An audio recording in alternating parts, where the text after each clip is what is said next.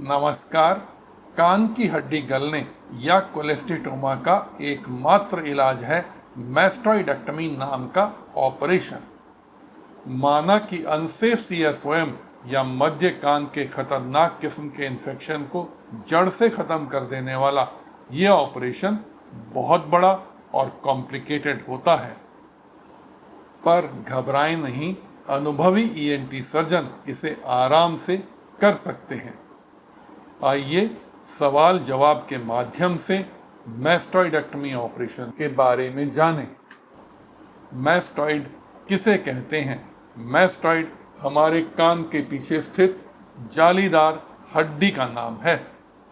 कोलेस्टिटोमा हमारे कान के पर्दे से शुरू होकर बढ़ते बढ़ते हड्डियों को गलाते हुए मैस्टॉइड में पहुंच जाता है। मैस्टॉइड के ठीक ऊपर होता है ब्रेन, इसलिए कोलेस्टिटोमा ब्रेन तक भी फैल सकता है। मैस्टॉइडेक्टमी का उद्देश्य क्या होता है? इसका मकसद है to create a dry and safe ear, मतलब कान को सुखाना और जानलेवा खतरे को मिटाना। कोशिश रहती है कि जितना हो सके सुनने की क्षमता वापस आ पाए, पर अगर सुनने की कमी ठीक होने की उम्मीद ना भी हो तो भी ये ऑपरेशन परेशान करने वाली और जानलेवा कॉम्प्लिकेशन से बचाने के लिए ज़रूरी होता है। क्या मरीज को बेहोश किया जाता है? ये ऑपरेशन जनरल एनेस्थीसिया में किया जाता है, बशर्ते कि मरीज जनरल एनेस्थीसिया के लिए फिट हो। ऑपरेशन से पहले क्या जांचें करवाई जाती हैं? बेहोश करके करने वाले सभी ऑपरेशंस के लिए कराई जाने वाली जांचों के अलावा दो ज़रूरी जांचें हैं। ऑडियोमेट्री या सुनाई की जांच, इससे ये पता चलता है कि सुनने की कमी कितनी है और कान के किस हिस्से की खराबी के कारण है। इससे ये अनुमान लगाया जा सकता है कि सुनने की शक्ति वापस आने की कितनी संभावना है। सीटी स्कैन, इससे बीमारी के फैलाव के बारे में जानकारी मिलती है और सर्जन को इस कठिन सर्जरी को प्लान करने में मदद मिलती है। ऑपरेशन में कितनी देर लगती है? ये सर्जन के अनुभव और बीमारी कितनी फैली है, इन दोनों पर निर्भर करता है। आमतौर पर 2 से 3 घंटे का समय लगता है। आइए जानें कि मैस्टॉइडेक्टमी ऑपरेशन के दौरान क्या होता है। वीडियो अगर पसंद आ रहा हो तो प्लीज़ इसे लाइक अवश्य करें। कान के अंदर के स्ट्रक्चर्स बहुत ही बारीक होते हैं। इन्हें माइक्रोस्कोप या एंडोस्कोप द्वारा कई गुना बड़ा करके देखते हुए ऑपरेशन किया जाता है।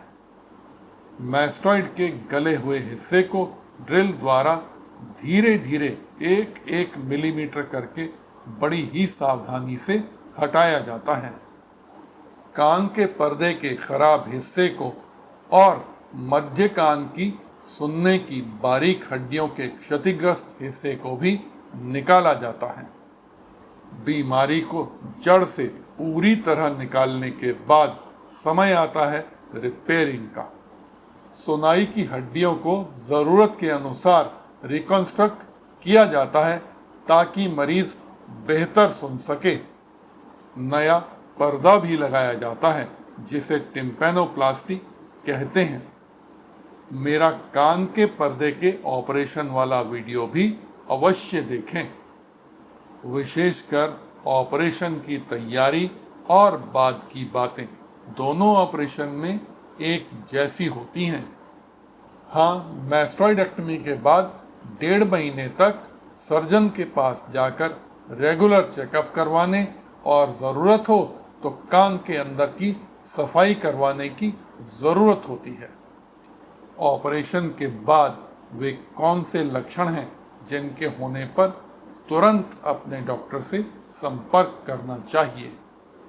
तेज़ बुखार, कान में बहुत तेज़ दर्द, कान से या चीरे के जख्म से अत्यधिक खून आना, सब कुछ घूमता हुआ महसूस होना, चेहरे पर कमजोरी या टेढ़ापन, एक आंख बंद न हो पाना इत्यादि।